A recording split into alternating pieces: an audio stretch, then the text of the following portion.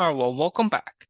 So in the previous lesson, we had a look at the polar coordinates and the polar curves. How do we use calculus to, for example, find the tangents, find the area, find the arc length?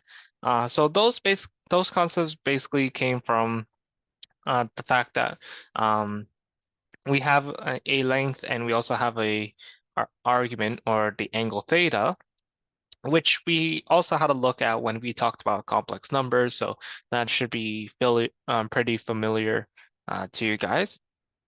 So in this lesson, what we are going to be starting with is the sequences and series chapter.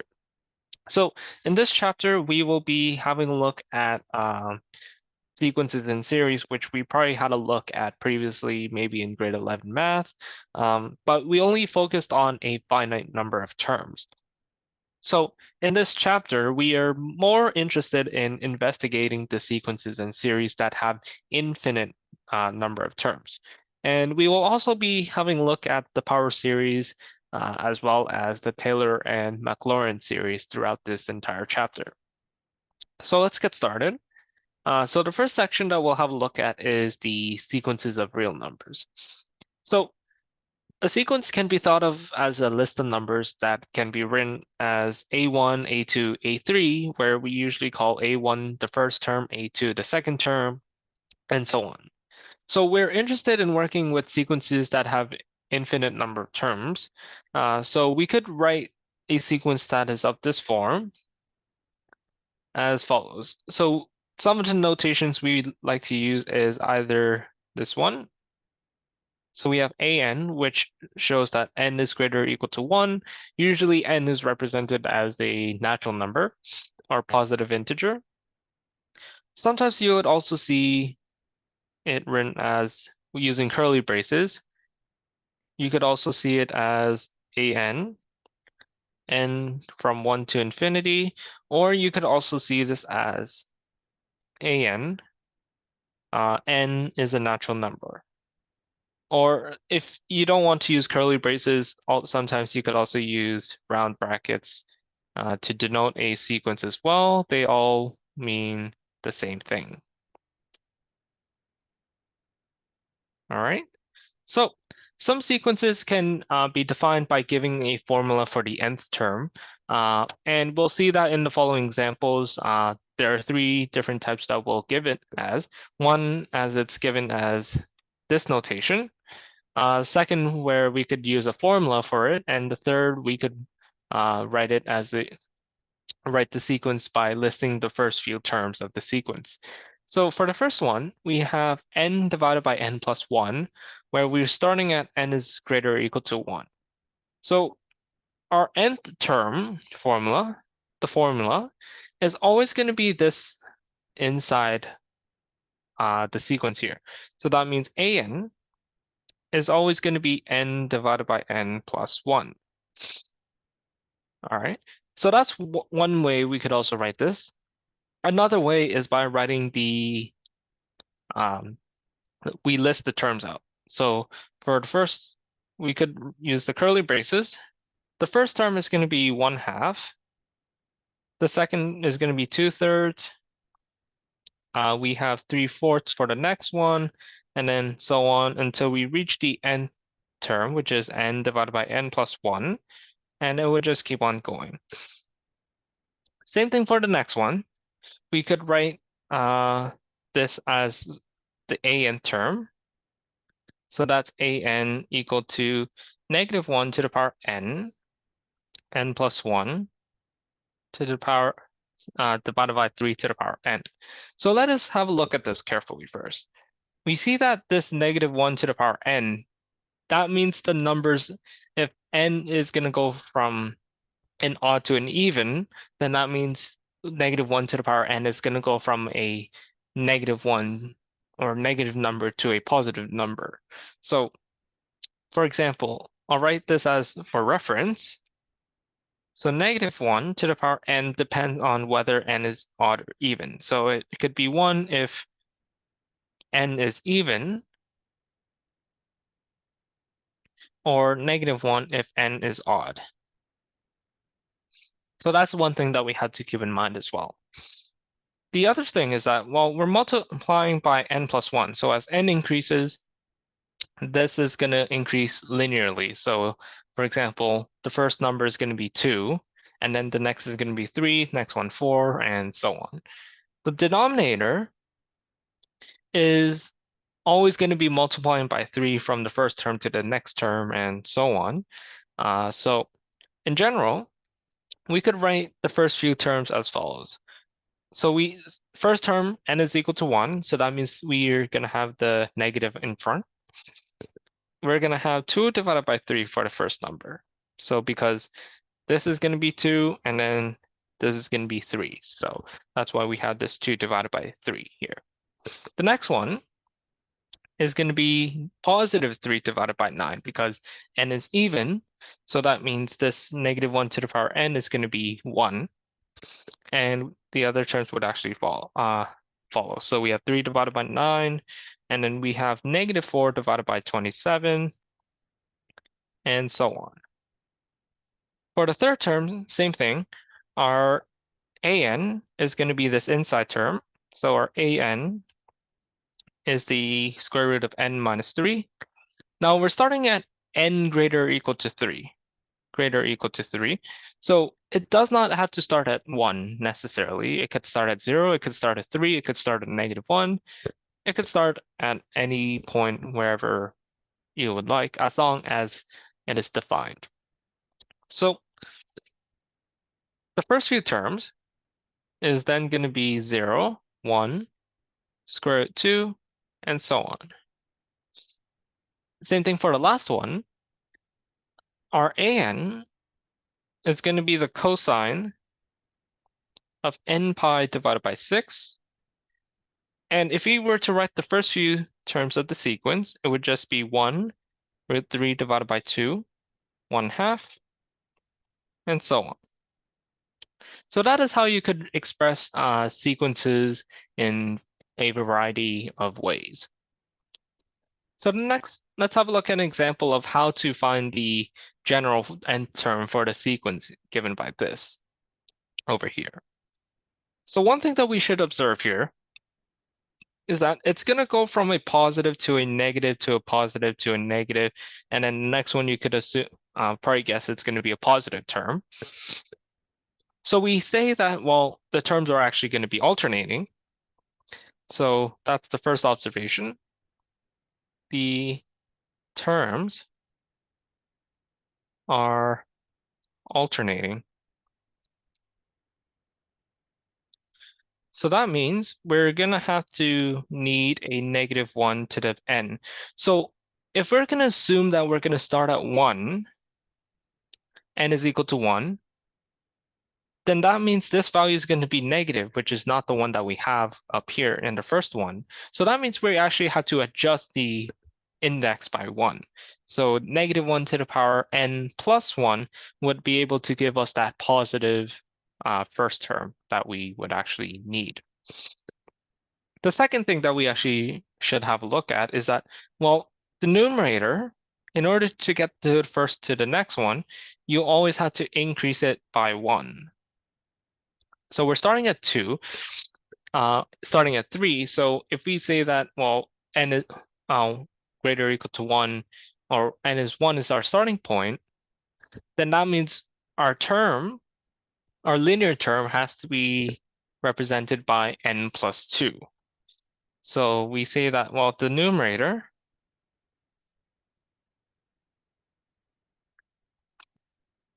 starts at 3 at n is equal to 1, but it increases by 1 each time. So that means we have a term n plus 2. Because if we put 1 here, we get 3 as our starting point, which is the one that we want. And if we keep on increasing n, we see that we would also get 4, 5, 6, and so on.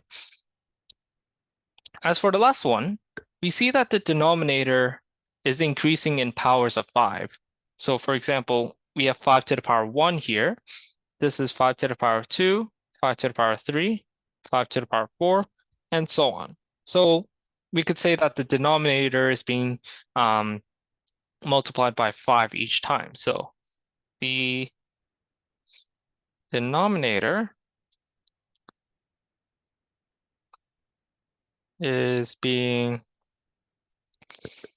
multiplied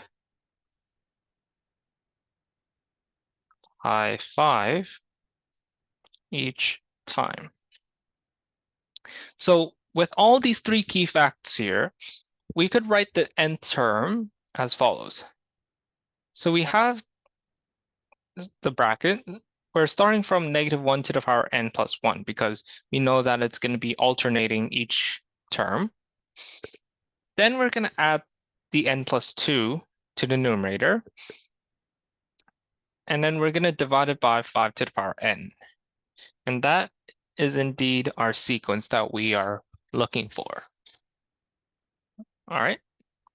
So another common type of sequence that you might have seen before is the Fibonacci sequence, where we have f1 being 1, f2 being 1, and you would, for the nth term, you would have to take the sum of the preceding two numbers. For example, f3 is going to be 1 plus 1, which is 2.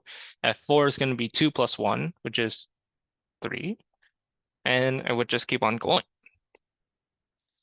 So a sequence such as the one that we had a look earlier, which is this one up here, we can picture by plotting its terms on the number line or plotting its graph. So let us have a look at this. So we have a number line, the graph of this, and we have each of them being 1, 2, 3, and that's all we really need here. And that's on the y-axis, we'll see that, well, at 1 over here, it's going to be approximately about 1/2. So let's say that's about 1/2 here. The next one at 2 is going to be 2/3. So let's say that's about here. So 2/3. And then at 3 is going to be 3/4, which is about here. So we see that it's always going to get a bit closer. And as the terms go on, say that, well, this term here is going to be the nth term. It's going to approach a certain value here. So if I draw the line, let's say that's the line that the sequence converges to. So we see that, well, as the terms of the sequence is approaching 1, as n is getting larger. So we usually get a shape that looks like that, right? And we know that the function itself, n divided by n plus 1, if we take the real function of it,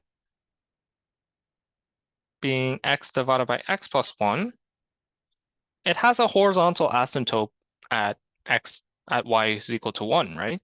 So that also means that this sequence, fn defined by n divided by n plus 1, also has this horizontal asymptote at at y is equal to 1, which is this line over here. So we say that, well, the limit, we could write this as a limit, which we'll talk about in a bit. But if we write the difference here, so we have 1 minus n divided by n plus 1, we could say that this is equal to 1 divided by n plus 1, right? And so this difference can be made as small as we can take n approaching infinity. So meaning that, well, the limit here, as n approaches infinity, of n divided by n plus 1 is actually going to approach to 1, because we know that it has a horizontal asymptote at 1, so that would also apply to this sequence over here as well, because of the real valued function that we had a look at here, right? So sometimes we could actually connect the real value function to the sequence defined function as well. And they would actually give us the similar properties that we would like to have. All right. So in general, the notation that the limit as n approaches infinity equal to L means that the terms of the sequence an approaches L as n gets larger. All right. So let's have a look at our first definition, where we will state the definition of the limit for sequences. A sequence an as n approach has the limit L, and we write the limit as n approaches infinity of an, which is equal to L, if we can make the terms an as close to L as we like by taking n to be sufficiently large, so as n approaches infinity. So we say that if the limit exists, then we say that the sequence converges or is convergent. And if it does not converge, then we say that the sequence diverges. And so the following properties can also be applied to limits as well. So say we have two sequences, an and bn, that are convergent. And suppose we have alpha as being a constant, then the following properties are true here. So this one we could just say is the sum and difference, which we know from functions. The limit of two functions is the sum of the individual limits. The limit of a constant multiple of a sequence is the same as saying the constant multiple times the limit of an. And the limit of a constant is just the constant itself.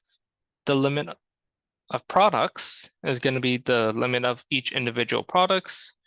The quotient one, assuming that the bn does not equal to 0 for all n, is going to be the limit of each numerator and denominator. And this one, if an and p is greater than 0, then that means this power over here is also the same as saying the limit, the absolute value of the limit of an inside, raised to the power of p. And last one, if the limit as n approaches infinity of the absolute value of an is going to equal to 0, then that means that limit as n approaches infinity of an is also going to equal to 0 as well. So those are all the 7 properties that we will be paying attention to when we're exploring limits here. So let's have a look at some examples. So let us determine whether the following sequences converges or diverges, and if it converges, we will find its value. So this is where we're going to do it algebraically, using the limit properties we have just discussed. So for the first one, we could write this as the limit as n approaches infinity of n divided by n plus 1. This is the one that we had to look at earlier.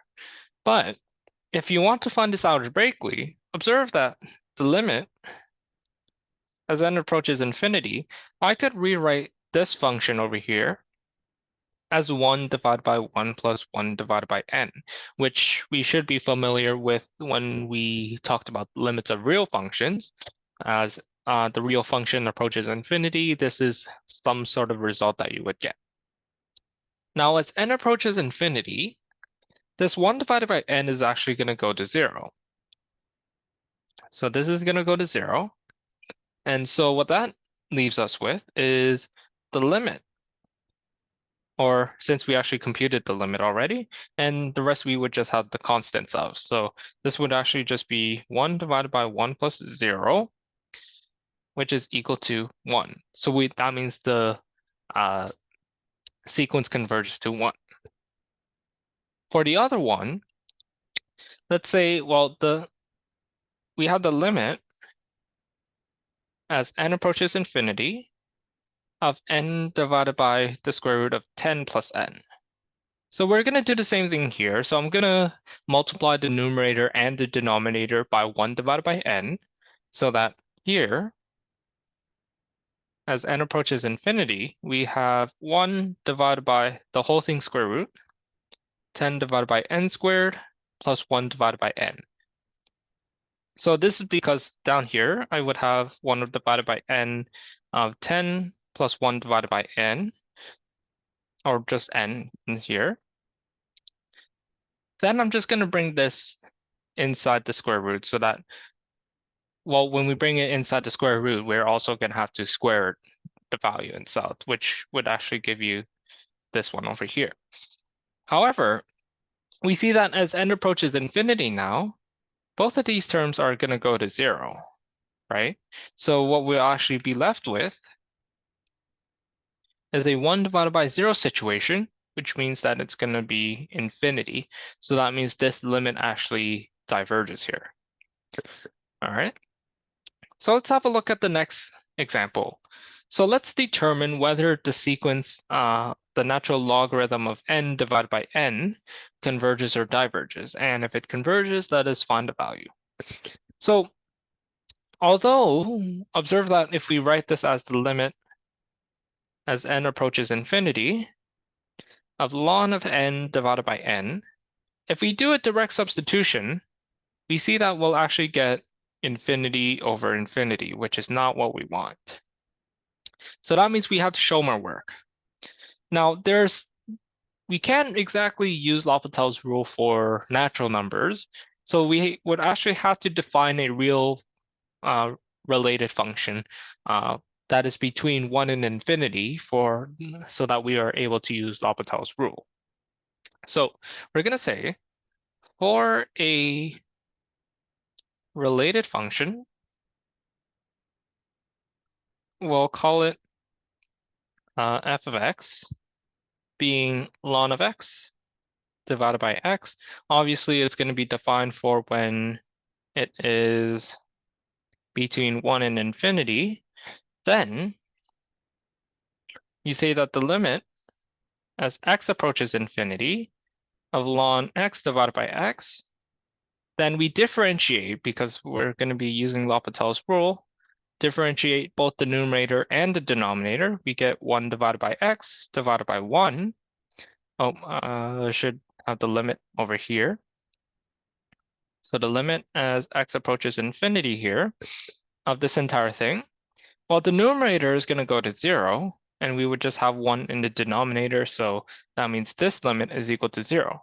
So therefore, because the real value is going to be approaching 0, that also means that the sequence defined, ln n divided by n, also approaches 0. All right. So in general, whenever we have something that is not exactly, well, we don't have enough information, or whether we're dealing with an indeterminate form, we have to define a real valued function related to the sequence that is being defined. And then that way we could use L'Hopital's rule to compute the limit, and whatever that limit is will be the limit for the sequence as well. So that is what we will do here. All right, so let's have a look at some more examples.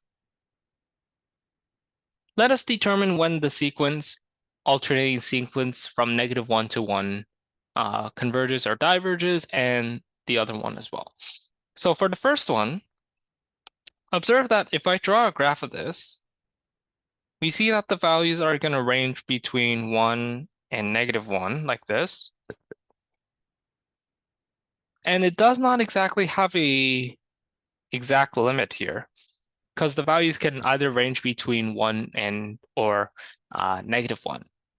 So that means because that is the case, it cannot actually converge to anything. So what we say here is that, well, it's oscillating between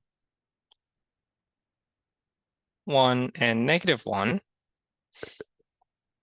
So that means it cannot converge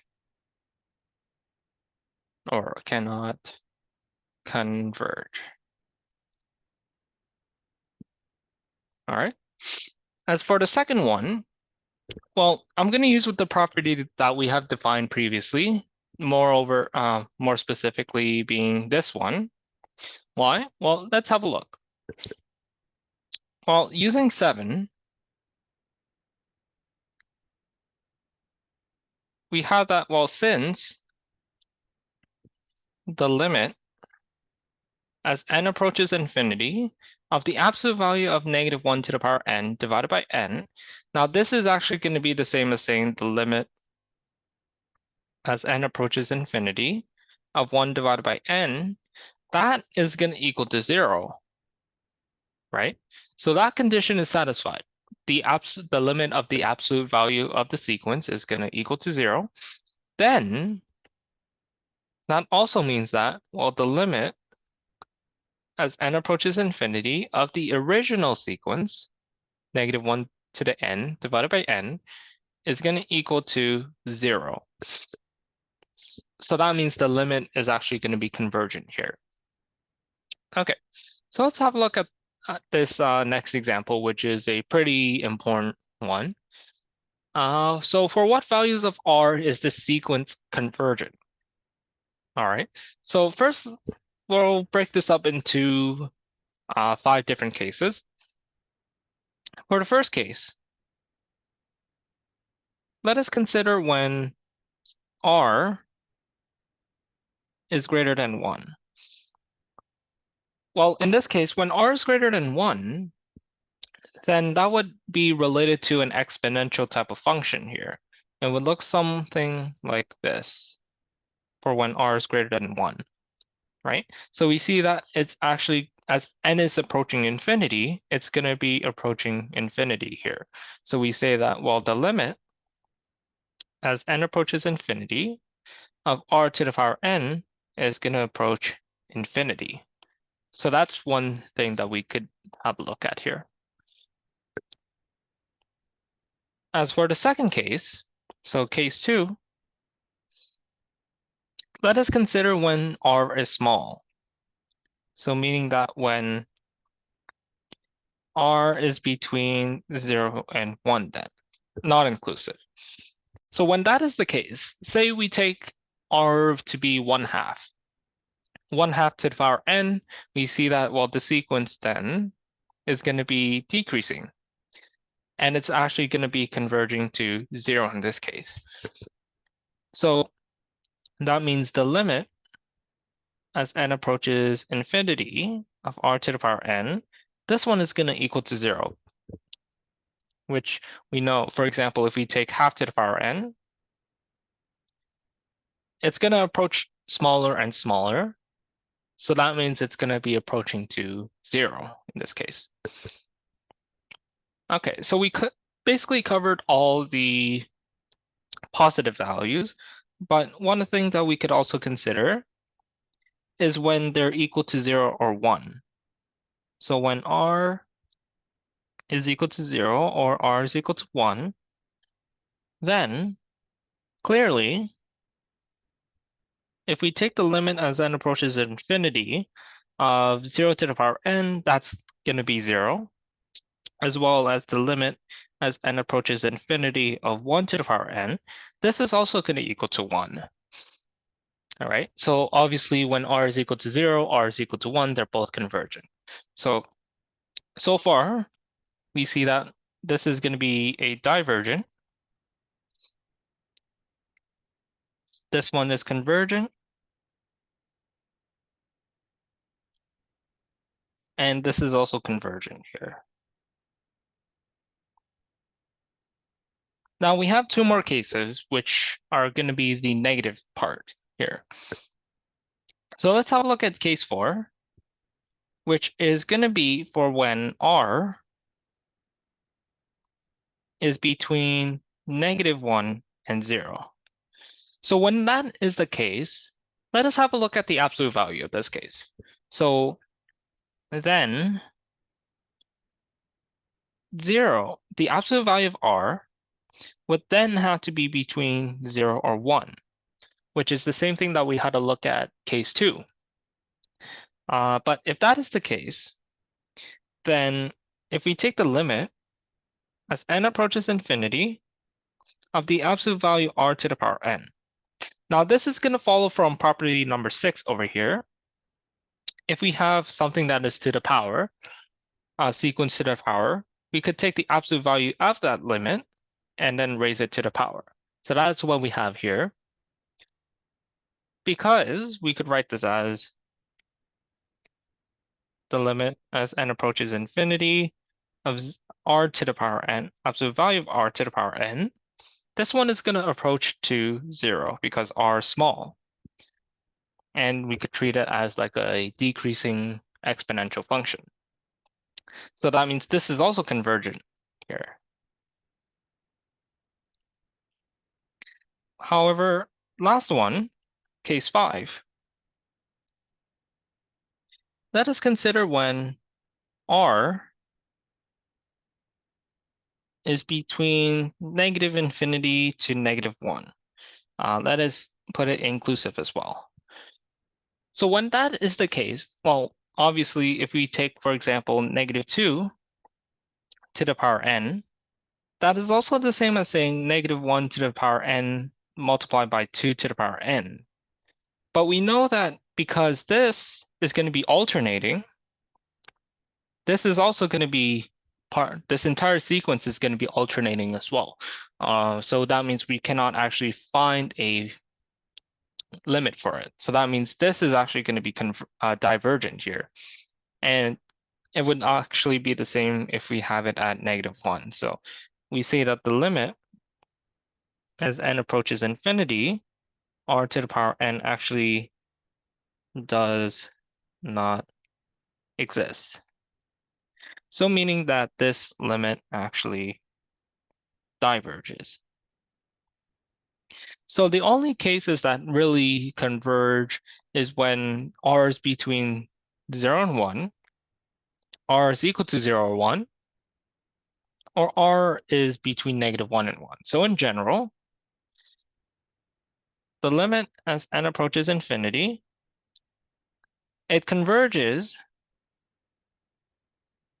to 0 if r is between -1 and 1. It converges to 1 if r is equal to 1, and it diverges otherwise. And that is the end of this example here. Okay. So let's have a look at two more concepts where we'll actually be having a look at increasing and decreasing and then bounded. So a sequence AN is said to be increasing if the first term is smaller than the next term. So for all n greater than or equal to 1. So meaning that if this is your first term, it's going to be smaller than the next term, right? And it would continue on for all n. Similarly, if an is decreasing, so we say that, well, the first term is going to be larger than the next term for all n greater than 1 or equal to 1. And we say that the sequence is monotonic if it's either increasing or decreasing, but it has to be for all n as well. Or increasing or decreasing, yeah. So let us have a look at an example. Well, first, let us determine whether the sequence 3 divided by n plus 5 is increasing or decreasing. Well, let us claim this here. We claim that it's decreasing. Why? Let us have a look at the denominator here. So that means we have to show that an is greater than an plus 1. That's what we want to show here. So to show this, observe that while 3 divided by n plus 1, or n plus 5, is larger than 3 divided by n plus 1 plus 5, which is equal to 3 divided by n plus 6. However, observe that both of these denominators, this denominator on the right-hand side is always going to be larger. So we have a larger denominator, meaning that we'll have a smaller value overall.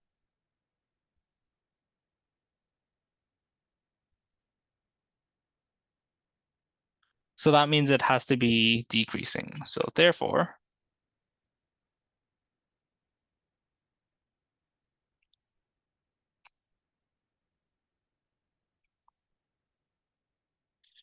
all right, so let's have a look at the next one, where we have n divided by n squared plus 1.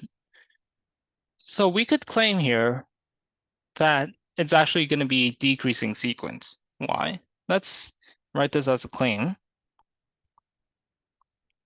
We claim that it's decreasing. So that means we have to show that an is larger than an plus 1 for all n greater or equal to 1. So if an is greater than an plus 1, then that means n divided by n squared plus 1 has to be larger than n plus 1 divided by n plus 1 whole thing squared plus 1. Now I could also rewrite this as n multiplied by n plus 1 squared plus 1. So I'm cross multiplying here. This is going to be larger than n plus 1 n squared plus 1.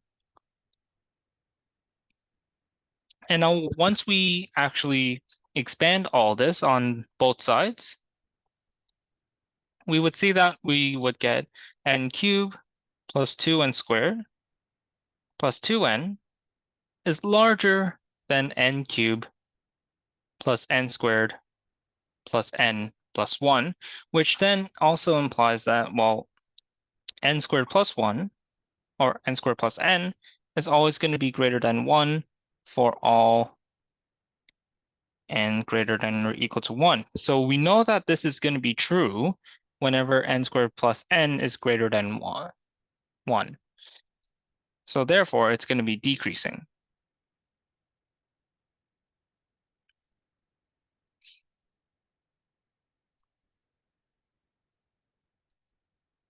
Okay, so another concept of sequences that we'll talk about is bounded. So we say that a sequence is bounded above if there is a number m such that an is less than or equal to m for all n greater than 1. So for example, if you want to visualize this, if you have a sequence, let's say this is all your value m, all the terms are going to lie on or below m here. So it's always going to lie somewhere in this region here. That is where all your terms are going to be. All right, so that's what it means for it to be bounded above here. If it's going to be bounded below, then all the terms are going to be much larger than the value m that we choose. So for example, if say we have this as the value of m, all the terms are going to be above, then we say that it's going to be bounded below. So that's going to follow for this one over here. And if it's going to be bounded above and below, then we say that it's going to be a bounded sequence. All right.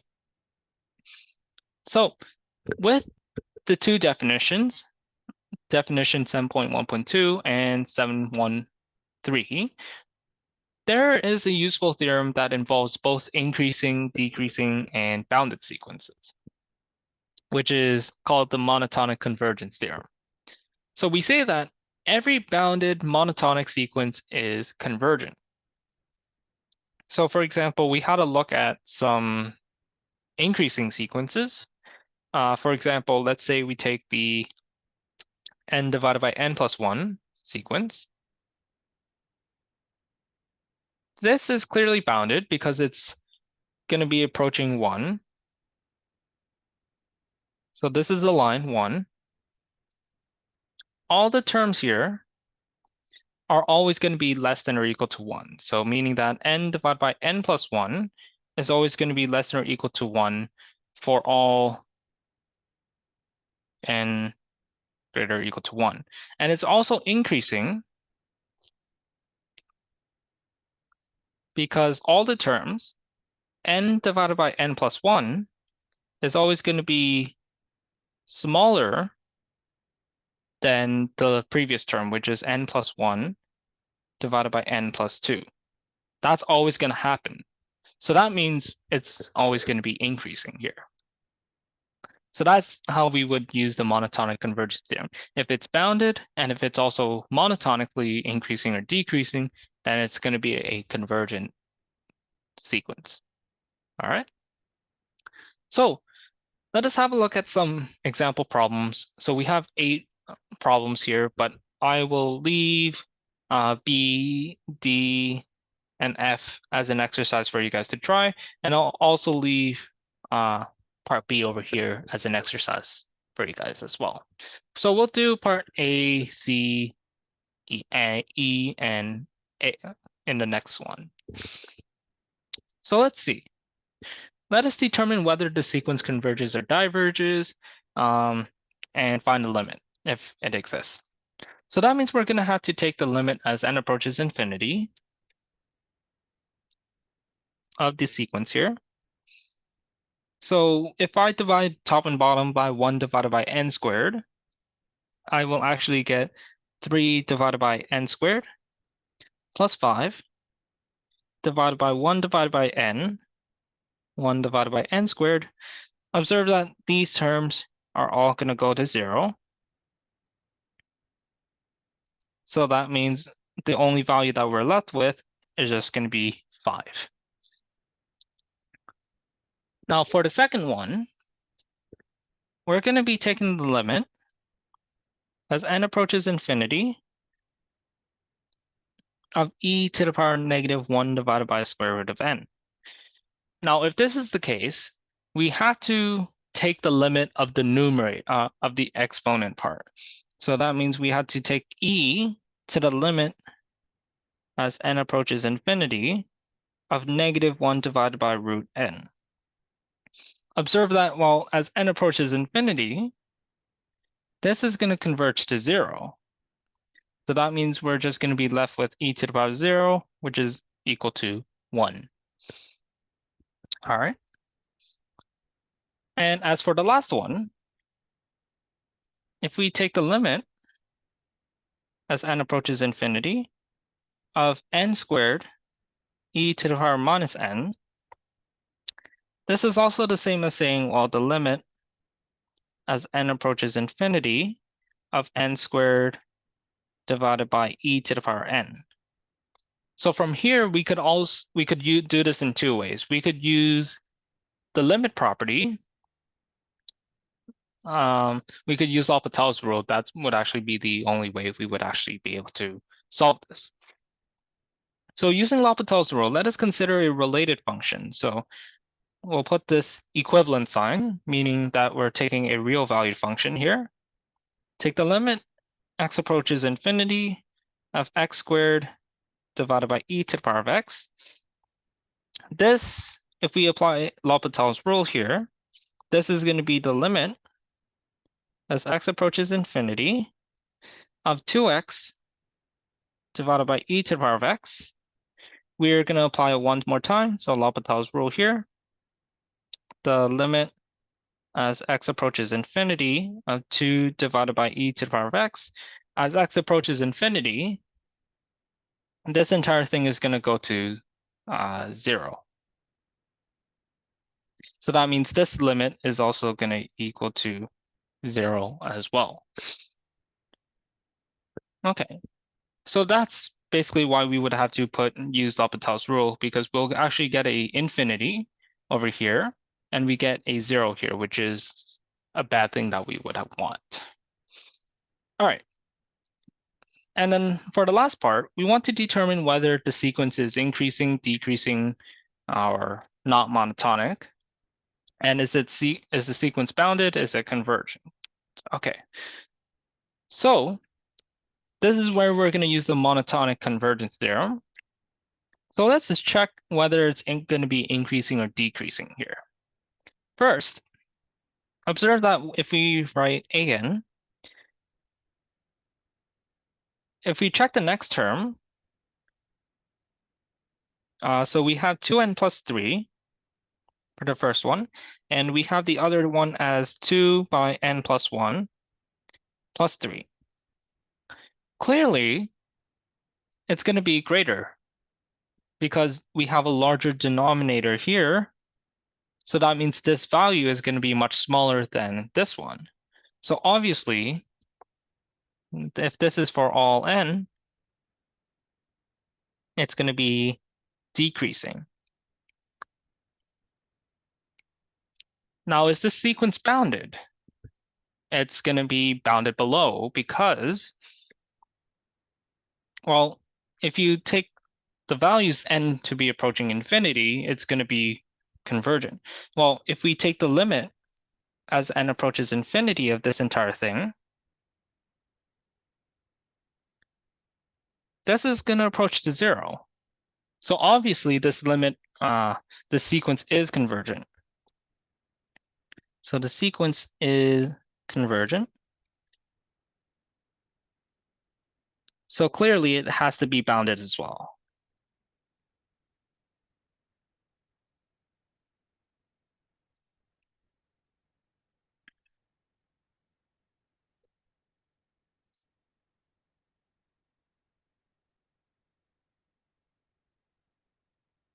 Okay, so that is where I'm going to wrap things up for this lesson over here.